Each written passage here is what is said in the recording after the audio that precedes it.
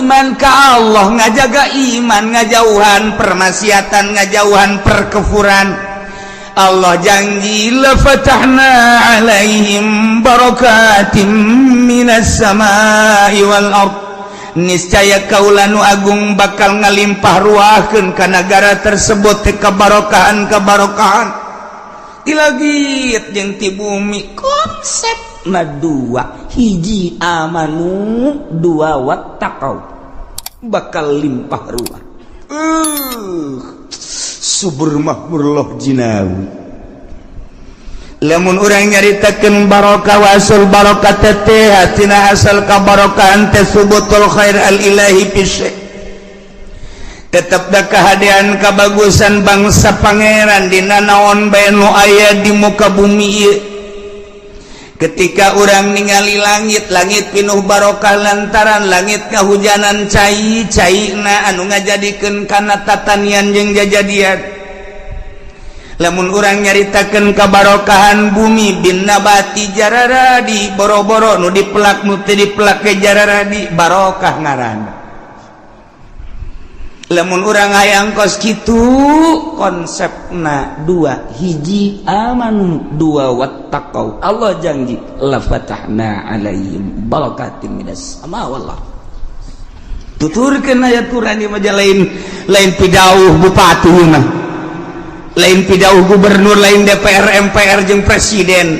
Ieu mah nu boga langit bumi katut eusina, nu boga dunia nyarita mun hayang la fatahna alaihim barakatim minas samai wal ard.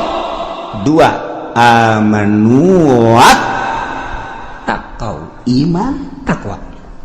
Ya Allah, dibaca nama hampang iman takwa. Babari jasa iman takwa. Ini pemerintah galamun pidato teu jauh ti eta iman takwa, balik bae ka imah. Intip ku sia.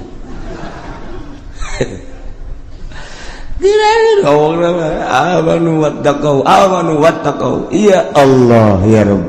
Masya Allah. Kuari kayaan di negara orang teh seperti kieu. Lamun urang tangga kaluhur langit-langit teu pernah nurunkeun hujan, aya ge hujan ulah disangka hujan anu bagus. Lantaran ketika hujan teh dibarengan ku kilat jeung guludug perlu ditanyakeun. Aya konsepna hujan mah diawali ku angin heula. Lamun hujan anu asli mah diawali ku angin hiliwir kolot baheula mah nyaho beuh ieu teh angin barat, kolot baheula mah nyaho ieu teh angin timur nyahoan. Dina angin eta lah lain sambarangan angin orenganan Allah keur metakeun di luhur mega. Sing ada lain mega konde. Mega keur didorong ku angin ku Gusti Allah tadi kamanakeun ieu teh mega sesuai jeung perintah Allah. Malaikat anu mamawa angin, malaikat anu nuduhkeun ka mana angin kudu cicing, ieulah angin. Hujan teh kitu heula. Sanggeus takos kitu teh engke aya poek di dinya teh aya guludug panjang mun nyaritakeun mapatali jeung ilmu palak astronomi keun mah heula. Tidinya ke aya guludug. Nah bakal aya kilat ngenyai nyai. Ieu karak hujan mantep. Ieu mah teu puguh teu karu aya hujan. Ditanya aya hujan ngeribis. Teu jauheun teu budak. Di mamang aya hujan aya gede cenah. Aya guludugan heuh. Teu jauheun teu mah budak. Teu jauheun, balbejakeun wae ja. Ya odol-odolan di negara nyeun hujan sia. Emang kumaha gitu. Ulah panas teuing we semprot aku hujan. Tembak sekali nembak sabaraha juta teh. Anda kula menanyakeun, hujan aya guludugan. Kiai. Ya sia. Rasakeun Gusti. Atuh kos kitu. Pada dasarnya hujan teh kos kitu. Sebab segala rupa ge kapan aya sabab-sababna. urang lamun nyaritakeun tentang sene moal ujug-ujug keluar sene padahal garetan aya korek api aya tetep kudu dicekreskeun ces di deuleurna di jerona aya sabab urang deuk kala wudu cai aya beuh di luhur tengna aya kerana aya teu diputerkeun moal keluar cai sia kudu diputerkeun teh aya sebab heula kitu ge hujan lamun eta urang nu nyababanana hujan ge sarua panjang orang menyaritakeun tina ilmu astronomi perpalakan aya tama kos kitu poe naon nu ngageugeuh poe eta malaikat saha kemudian atuh hujan di bulan eta bakal aya apa henteu urang teh geus teu kudu hese-hese bisa melalui palak bisa melalui urang bebeja ka malaikat nu ngageugeuh dina taun eta pan sataun-sataun taun ieu malaikatna bulanna unggal bulanna geus dipetakeun ti Januari ieu malaikatna Februari ieu malaikatna Maret ieu terus ka ditu engke per mingguna aya per harina aya atuh sarua jeung negara urang wau jeung malaikat eta tanya malaikat naon sih teh tanya ka aing wow henteu naon henteu emang bisa tuh nabi mah bisa wali ge bisa datang ke mana tahapanana emang kumaha kieu urang teh baheula roh teh can make baju ngaranna aya di alam lahut ketika eta roh diturunkeun ke alam jabarut kudu dipakaian alam jabarut ketika di alam jabarut dek diturunkeun ke alam malakut alam malaikat kudu make pakaian alam malakut ketika ia di alam malakut dek diturunkan ke alam mulki ke alam orang make pakaian alam mulki mah pakaian jasad ieu teh pakaian roh orang di alam ieu mah roh kudu make ieu ketika naik ke alam malakut teu kudu make nu ieu roh aya pakaianana pakaian malaikat naon cenah teh kiai di jieuna di mana di jieuna di Taylor mana sia mah nyaritakeun Taylor dek mesen burung sia dasar otak ngeres ya mah tuh aya pakaian anak urang di alam mulki nyarana ye alam dunia pakaian roh teh awak urang jasad nyarana ketika urang dek naik ke alam malakut teu kudu make nu ieu aya pakaian malaikat naik urang ke alam jabarut tinggalkeun pakaian nu eta kudu ka alam jabarut aya pakaianana urang dek naik ke alam lahut aya pakaianana mantap Kangjeng Nabi teh dibawa ku Gusti Allah dibawa ku malaikat Jibril ke alamna alam malakut make pakaian alam malakut ketika naik ke alam jabarut malaikat Jibril geus teu bisa nganter cek Kangjeng Nabi Jibril ti handap babarengan jeung maneh nya atuh ka dieu maneh ninggalkeun ampura cek Jibril lain wilayah kula mah tuh di desa anu ka desa anu eta wilayah kula tah mah desa atuh teu bisaeun malaikat Jibril ge sebab teh mah alamna alam jabarut hanya Kangjeng hampura cek malaikat Jibril kurang mah di dieu pakaian kula mah ieu Kangjeng Nabi di pakaian alam jabarut ninggalkeun malaikat Jibril tak naik masyaallah tidinya mangga sewenunya hoiwal ti Gusti Allah naik deui ka alam lahut nyanggakeun sadaya-daya kos kitulah urusan Kangjeng Nabi lamun Kangjeng Nabi ditaekeun ka alam malakut ditaekeun ka alam jabarut ditaekeun ka alam lahut sedengkeun Kangjeng Nabi teh kapan nyarita dina Al-Qur'an pidauh Gusti Allah kan Gusti Allah teh nyaritakeun laqad kana lakum rasulullahi uswatun hasanah Kangjeng Nabi ta Rasulullah uswatun hasanah contoh anu bagus geus atuh lamun contoh nu bagus Kangjeng Nabi urang mun nyontoh Kangjeng Nabi atuh bisa urang bisa naik ka langit lamun urang geus tuturkeun Kangjeng Nabi atuh bisa naik ka alam jabarut atuh lamun urang terus tuturkeun Kangjeng Nabi atuh bisa ka ditu naik ka alam lahut tinggal kumaha carana atuh tuturkeun Kangjeng Nabi cuman moal bisa lantaran Kangjeng Nabi geus nyarita ti Gusti Allah wa ma utitum minal ilmi illa qalila teu pati maneh dibere tina ilmu kecuali saeutik anu bisa kadinya mah hanya segerintil teangan coba di Kabupaten Tangerang nu bisa naik ka luhur langit teangan coba melalui bupati jeung sekretarisna coba pangnengankeun lain naik ke luhur langit bebas ka laut modar tuh kan berarti aya sebab lamun manusia anu kos kitu hancur Jakarta dipimpin ku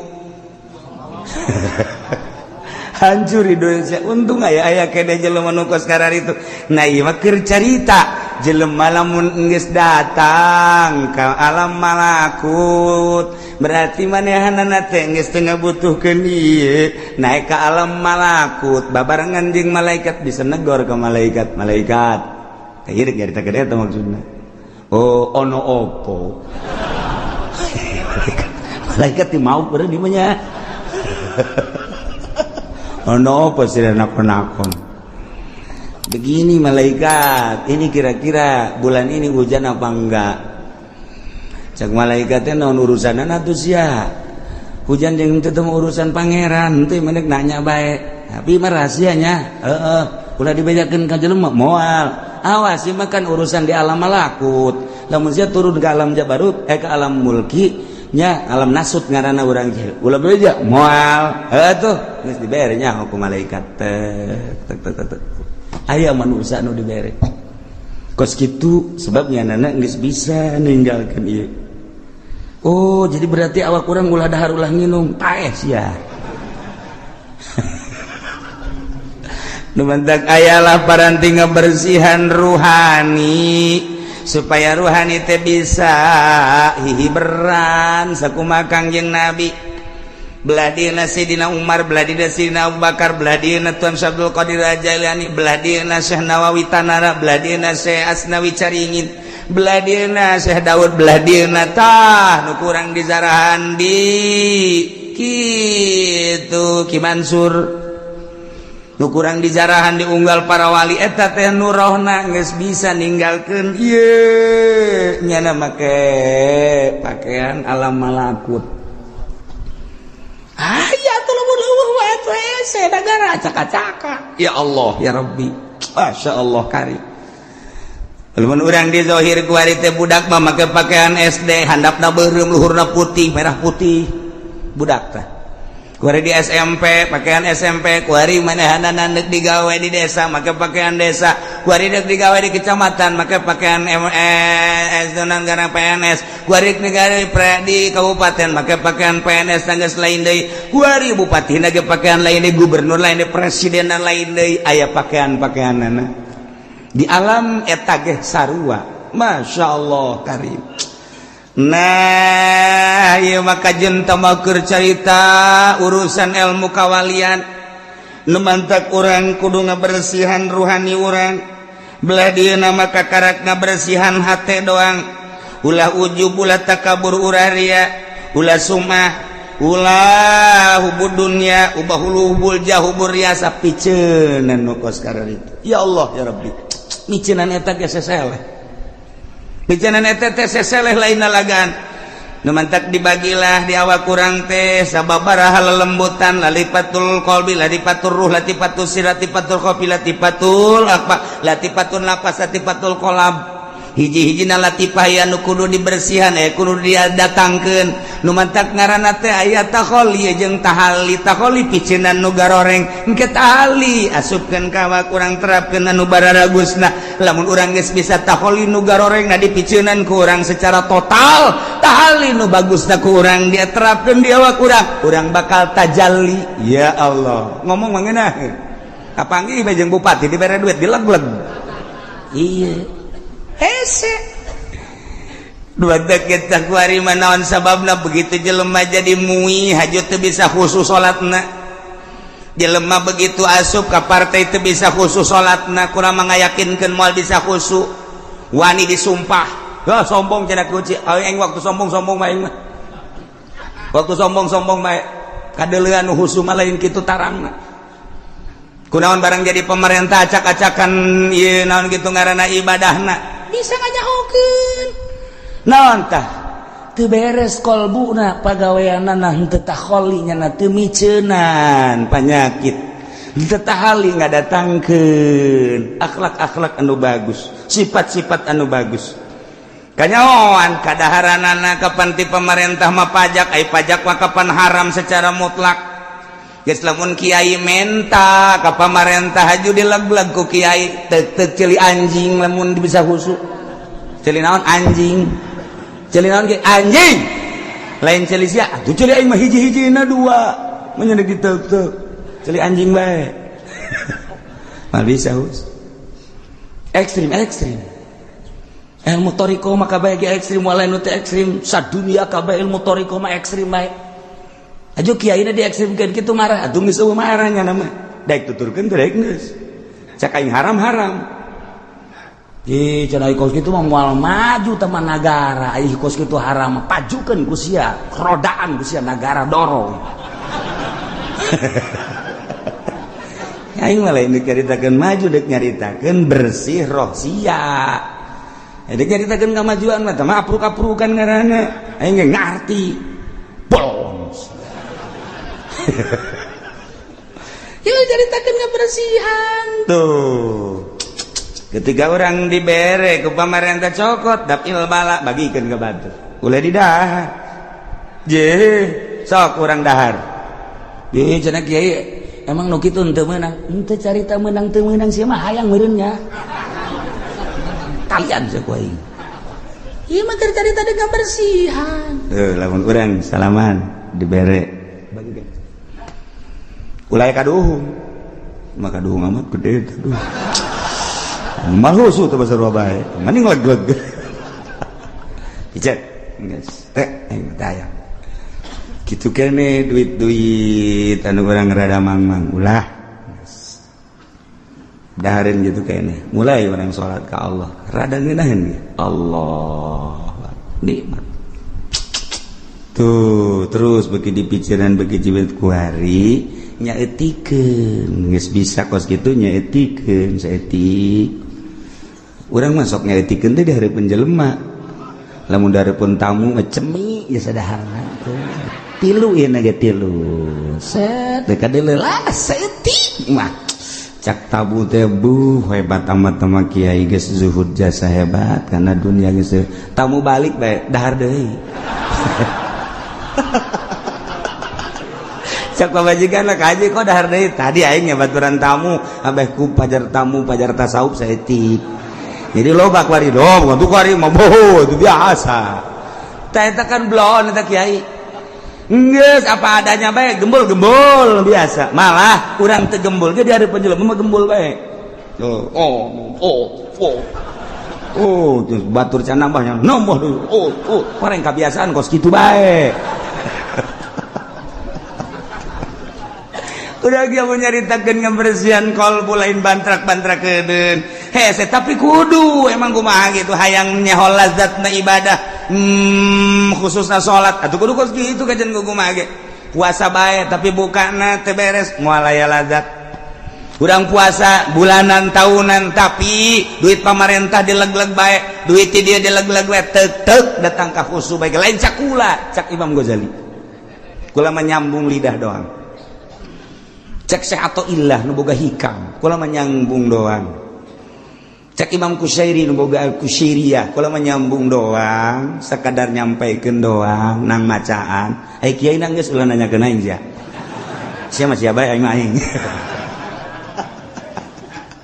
ih engke beda urang lamun heuh nya surtil ngaranna filter beda dengan sendirina mentak cek dina hikam ulah nyaritakeun nyieun kolong nyieun bae bale kolong bakal aya sorangan ulah ngahaja nyieun kolong ai bale teh diberesan atuh mah aya kolong-kolong asal nyieun bale kolong aya asal nyieun bale kolong aya atuh asal dibersihan eta khusu aya asal dibersihan marifat aya itu bae teh mah otomatis sama ngaranna injection saya yang serikeun aing ya Allah ya Karim nah ieu mah keur carita bersihan gerage sebab di awak urang aya roh di jero qalbu aya sir di jero qalbu urang aya sir di jero awak urang aya ruhna qalbu sir ruhna awak urang ruh jadi berarti aya 4 dimensi di awak urang dimensi zahir awak urang, dimensi batin roh, dimensi jero golbu, dimensi jerona adalah sir. Aya nu datang ka awak doang pikih ngaranna, aya nu datang ka golbu mulai tasawuf tak tasawufan gene, aya datang ka sir, aya datang ka ruh ibadat. Mentak ditata geus datang ka mana urang ibadah kadeulean bakalna, sebab ibadah zahir mah kos kitu, ke lamun naik ibadahna geus datang ka qalbu kos kitu aya cirina, ke lamun naik di ibadahna geus datang ka roh kos kitu, sir kos kitu. Gitu sebab naon alamna beda, alam urang alam nasut naik ke alam malakut pakaianna lain, tingkah naga lain, naik ke alam jabarut pakaianna geus lain deui, naik ke alam laut nu nyaho iwal ti Gusti Allah subhanahu wa ta'ala. Dicaritakeun sote horenganan aya wali Allah subhanahu wa ta'ala. Nah konsep negara supaya barokah dua, Allah nyebutkan amanu wa takwa, iman jeung takwa. Kuali lamun urang nalah negara urang tangga kaluhur langit teu pernah ngahujanan, urang neuleuh ka bumi sawah telaan kuari maneuleuh ka empang cai mah ayangan hararejo. Nele urang ke perkebunan kuari geus bararotak geus lain hejo. Nele urang ka jalan cai kuari cai teh butek, aya nu kering eueuh caian, bahkan aya nu geus sababaraha daerah kekurangan cai. Berarti kan pinuh ku teu berkah. Ketika urang kapanggih jeung jelema asa teu menyatu sia-sia aing-aing. Padahal mah masyarakat jeung pamarentah teh hirup di hiji nagara teh eta pamarentah teh ngurusan aset-aset negara jang rakyat, tapi kunaon kuari mah rakyat ketika neuleuh polisi asa pa aing-aing, ketika rakyat neuleuh abri asa teu menyatu kos lain alam. Urang lamun neuleuh polisi okos di alam luar, polisi mah lain urang Indonesia nya nama urang planet. Urang lamun neuleuh abri kitu kene kok teu menyatu amat sih, aya naon garis pemisah antara masyarakat jeung polisi, antara masyarakat jeung abri kitu kene jeung pamarentah. Komo lamun masyarakat ngadenge pengacara jeung hakim asana geus lain deui jasa. Padahal mah ayana hukum teh jang negakeun keadilan jeung kemakmuran kejujuran di bangsa di negara urang. Kemudian lantaran orang bodoh minta bantuan ke pengacara supaya nu bener dibenerkeun, nu salah disalahkeun, tapi pada kenyataan nama horenganan lain kos kitu. Kulantaran lain kos kitu masyarakat gadenge pengacara teh geus tabu, masyarakat gadenge hak hakim teh geus tabu, masyarakat gadenge jaksa teh geus tabu, geus asa lain bangsa Indonesia nya nama bangsa jin tuh lain teu berkah. Ketika orang ninggalin nu keberkahan mah ieu langit nurunkeun hujan, hujan teh karasa ku urang tiis lantaran dibarengan ku angin, nyelecep hujan teh geus sing kolocor digigir imah urang di sawah di jalan. Sapoe dua poe katingali kos ngembel taneuh teh ieulah pinuh barokah, teu kebal jarara dijukut di sisi-sisi imah urang di sawah di huma di kebon-kebon. Masyaallah menang saminggu hejo ngeplok kadeuleu ku urang jembar rarasaan hate teh neuleuh pasawahan teh masyaallah suburna nu luar biasa, caina ngemplang teh lila di pelakan pare hejo rata luar biasa. Urang ningali ka sawah, di sawah teh loba caian masyaallah, lauk betik jeung lauk julung-julung, lulumpatan bunga jasa, kebelah ditu aya lele, sagala aya gabus, masyaallah. Ningali di solokan-solokanana ya Karim, eta mah lele rombongan.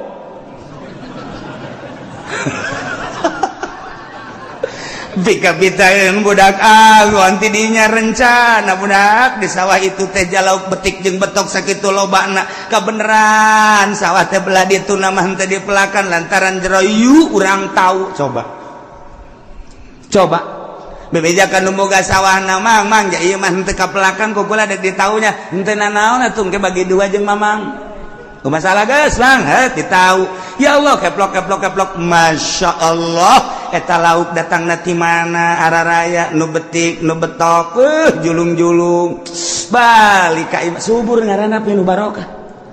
Ya Allah ya Rabbi mancing cari tanah cek asal diturunkan pancing dabut asal turunkan pancing ayaan epan hiji menang 5 ieu mah epan 20 tuh menang hiji acan teu berkah teh ngaranna kos itu tah loba teuing epan batan menang ieu mah epan hiji Masya Allah kalau tah heula ditahan ku urang sing ades ya epanna kade belah make ulah make curug eta teh ulah make peso epanna teh kudu dipotong kuduna make awi hayang meunang mah sia tuturkeun kolot baheula ulah make curug ulah make peso make awi teh aya parantina sok gara ciduhan heula memehna eta pancing teh tuh sok asupkeun beus geus diasupkeun ciduhan teh teu bae kadeuh memeh dikahandapkeun lauk geus kieu bae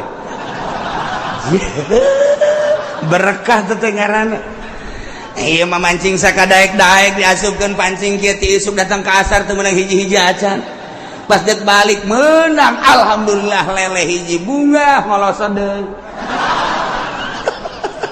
ngandongengna doang ka pemajikan we meunang ka munang hiji aju mana ngolosot deui teh kudu bebe jatuh kos kitu mah teu berkah karana kos tuh beda berkah ya karim udah jamun nyari tangga dong geluduk aya deui geluduk nya turun deui hujan Masya Allah di luhur turun hujan nu mawa barokah tanah embel ngajadikeun segala rupa Masya Allah pare jaradi nu dipelak ku manusia jagong jaradi nu dipelak ku manusia kitu kene kacang kitu kene cabe jeung sajabah nu dipelakna jukut jeung segala rupana pan aya sapi aya munding aya domba luar biasa poharana siraru daratang bagian hayam coba eta kabagian kabeh berkah ngaranna geus hayam jeung hayam teribut lantaran loba siraru loba simeut kitu keneh manuk teu kudu malingan pare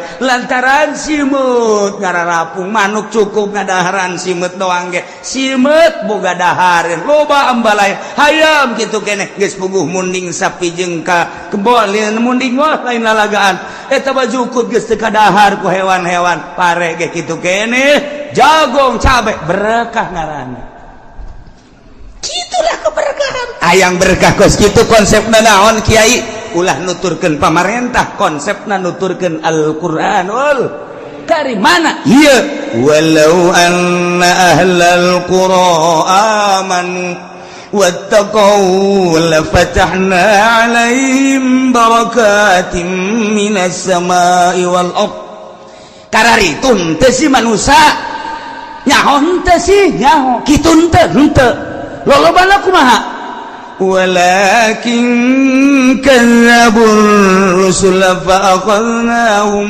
bima kanu yaksibun tetapi lolobana manusia mah geuningan ngabohongkeun ka para rasul nu bada heula kabladina ngabohongkeun ka para wali-wali Allah ka para ulama kulantaran teu ngadenge ucapan-ucapan ulama atuh fa aqadnahum ku Gusti Allah disiksa Allah nyiksa nabi makanu yaksibun ku kakufuran anu kunyana diusaha ku kitu permaksiatan nu kunyana diusaha ku ari dipigawe pam-pam ku manusia di Indonesia ku masyarakat mabok iyalah Allah nyiksa bimakanu yaksibun ku mabokna manusia ku ari masyarakat Indonesia teh judi iyalah nu bakal disiksa ku Gusti Allah ku pagawean judina magawean zina kuari iyalah Gusti Allah bakal nyiksa ku zinahna para masyarakat Gusti Allah teh bakal nyiksa ku pagawean bangsa ku pagawean umat lantaran korupsi pemerintah korupsi masyarakat maling atuh sarua bae ngan beda bahasa iya Allah bakal nyiksa ulah kaget lamun kuari teh diberkahkeun negara Indonesia nu sakieu suburna tetangkalan arareueuh kuari mah beuh pare-pare geus teu panen sakarawang sasubang Bandung Indonesia Tangerang mah geus puguh pertanian ieu tapi kapan aya sabaraha kontrakan kuari anu ditutup we nu ngontrak teu berkah kan ngaranna teu berkah kuari anu boga 5 10 kontrakan kuari aya anu 10 doang anu ngesi 40 barang ditanyakan lantaran pabrik na gulung tikar balik teu berkah. Aya deui pengontrakan nu belah ditu eusi namangan unggal kontrakan loba nu maling bae pindahnya ka kontrakan lain teu berkah. Sarua bae.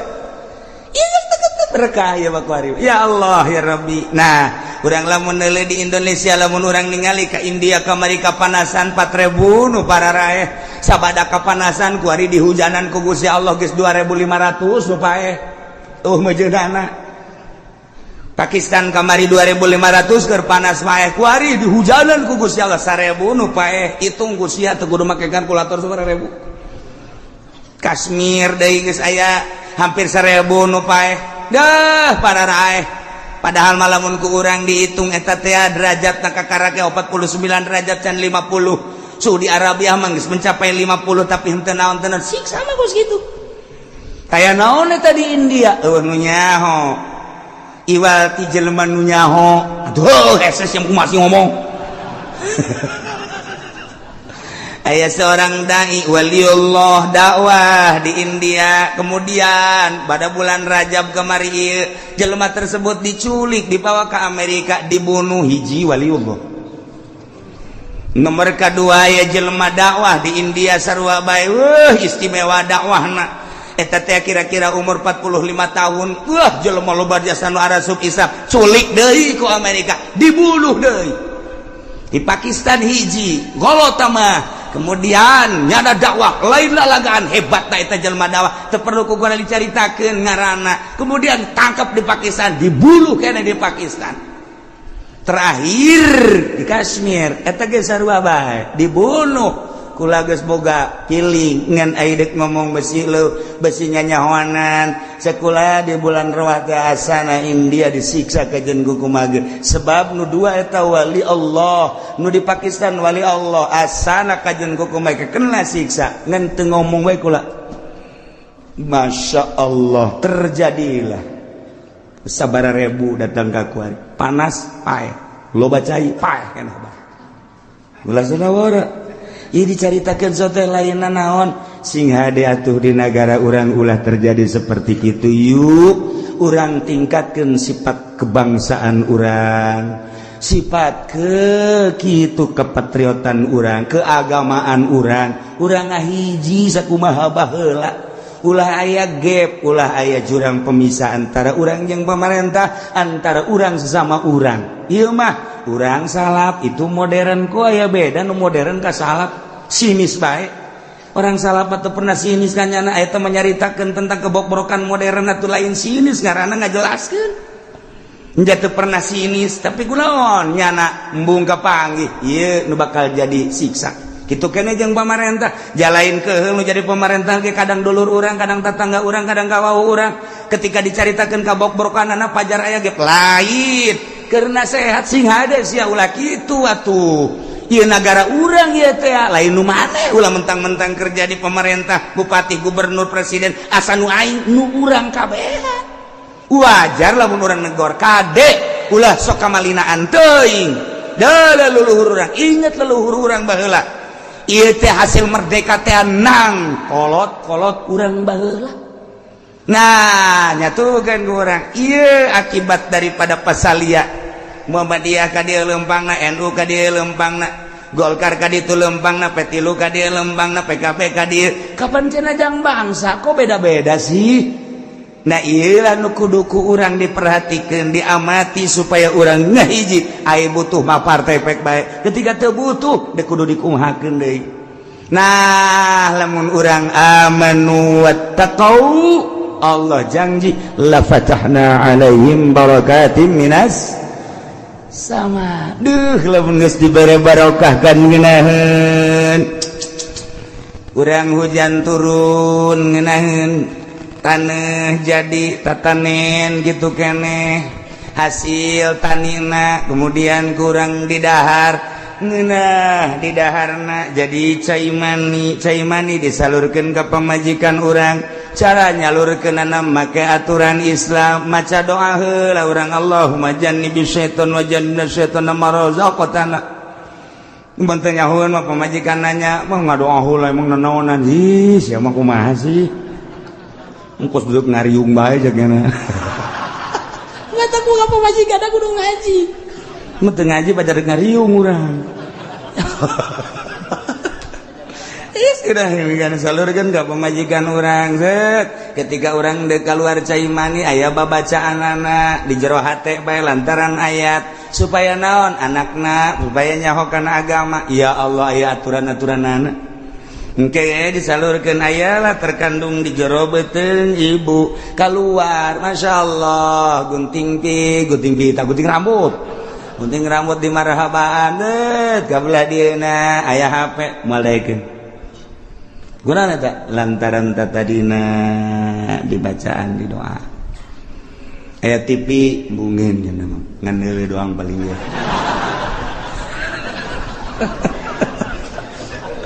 Ieu mah nu bantak anak urang gede can sakola geus sayang meuli HP. Kemudian dibelikeun jamarah bae main internetnya na di HP ge. Wih luar biasa. Kabelah dieuna bisa muka sorangan tek nu susu teh anu ping-ping teh budak leutik eta teh kos kitu geus teu bisa ditahan ku kolotna kolotna mandi kunya ana dipoto tolong teh coba bloon teh anak nu kos kitu coba ulah ngabloonkeun ka anak baheulana henteu ngadoa geus kulantaran teu ngadoa atuh anak setan pan setan teh bebeja ka gangjengna ka Gusti Allah Gusti hari abdi teh bagian pemajikan abdi di mana atuh Gusti? Teh dijawab ku Gusti Allah. Setan nunjukkan ke Gusti Allah, Gusti, ai pemajikan abdi di mana? 3 kali kakarak cek Gusti Allah barengan jelema anu jima jeung pemajikanna teu maca bismillah heula teu ngadoa ka aing. Mentek ketika aya lalaki teu maca doa heula teu maca bismillah heula, eta teh horenganan bareng jeung setan ketika keluar anak setan. Geus ku ari nu mantakna aya nu nonton TV bae atuh pantes lantaran anak juring. Geus sia nu kumaha.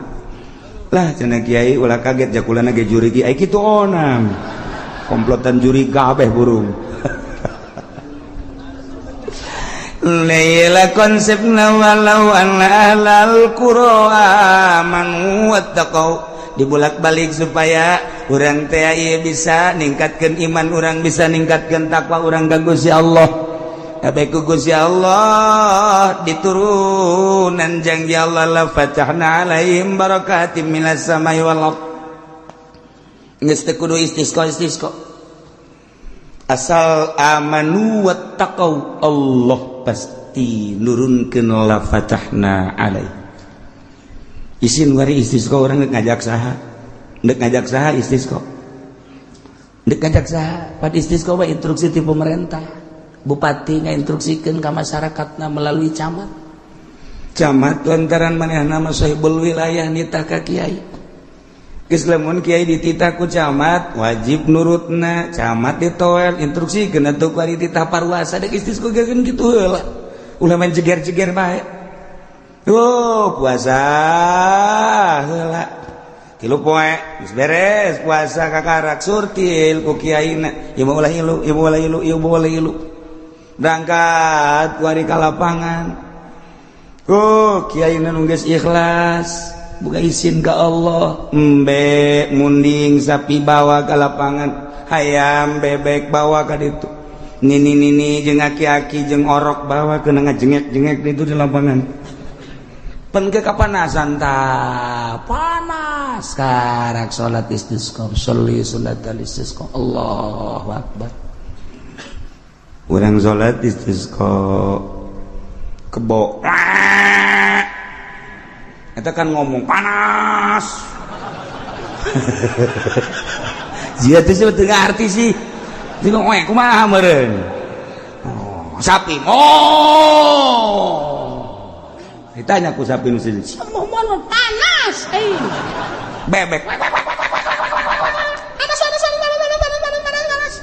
Boh kabeh teu cicing panas pan Allah memperhatikan besat toh hewan kabeh panas-panasan geus urangna mah henteu dianggap sebab urang mah korupsi sebab urang mah nonton TV sebab tah dianggap mah bebek wek cak Allah aing mah ngahujanan ge bebek lain ka sia Gusti sapodo deui hujanan bebek tanu penting hujan belah pokona.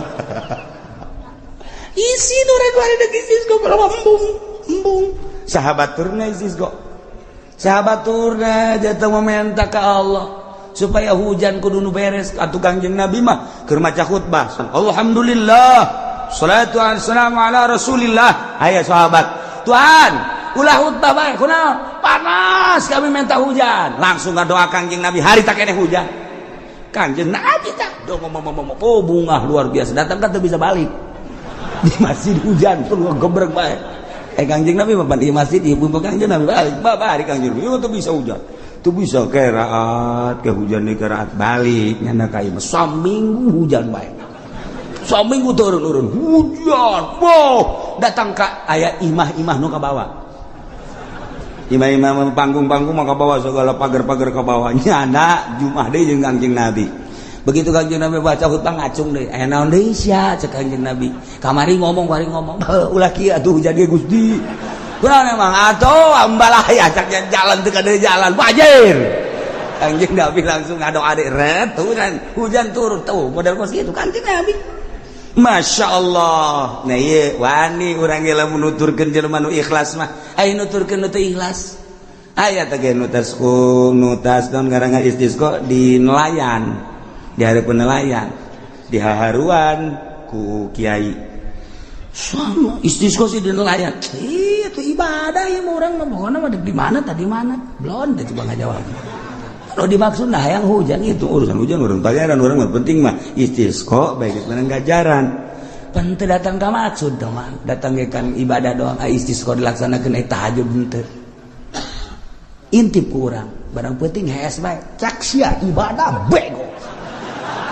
Hah, ai kamari sia. Ngomong tahajud sia tuh. Coba hayo. Tahajud mah nu ngalem jeung urang mere duit tuh kan. Tembung aing nuturkeun usara itu. Embung. Menuk ikhlas tu andieu karak daek atuh kiai bae uai ge embung. Ieu bae konsepna laksanakeun amanu wat taqau. Lamun hayang subur turun hujan ge urang kabehan di imah masing-masing tingkatkeun iman urang, tingkatkeun takwa urang, lobakeun tadarruk ka Gusti Allah, taubat ka Gusti Allah, penta masing-masing. Gusti abdi butuh cai sok penta sakali dua kali ai istisqa teu bisa mamaning ngadoa bae ngan ieu amanu wattaqau bisa ku urang dipake tawasul ahli-ahli Allah sakumaha Sayyidina Umar tawasul sakumaha Sayyidina Ali tawasul ketika hayang turun hujan teh urang ge nyaritakeun ieu bae Gusti teh janji cek Gusti dina ayat Gusti teh walau anna ahlal qura amanu wattaqau lamun ahli nagara arariman jeung tararakwa cak Gusti la fatahna alaihim barakatim minas sama'i wal ardi langit bakal nurunkeun hujan bumi bakal ngajadikeun jajadian tina sabagian hamba Gusti teh abdi Gusti abdi teh hayang ningkatkeun iman abdi takwa abdi sakieu mah jararasaan abdi geus tingkat jasa sia cak Gusti Allah ningkat aja cak aing mah henteu mal ka dihujanan.